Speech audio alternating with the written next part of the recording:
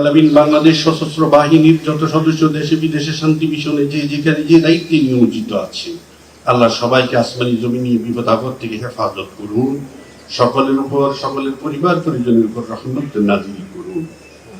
আয় আল্লাহ, আমাদের দেশের সার্বিক শান্তি সমৃদ্ধি দান করুন, আমাদের দেশকে ও দেশবাসীকে হেফাজত করুন। আয় আল্লাহ, আমাদের ভুল ত্রুটিগুলো আপনি ক্ষমা করে দিন।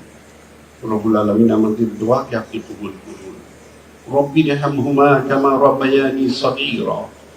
ربنا تقبل منا إنك أنت السميع العليم وتب علينا إنك أنت التواب الرحيم. آمين برحمتك يا أرحم الراحمين.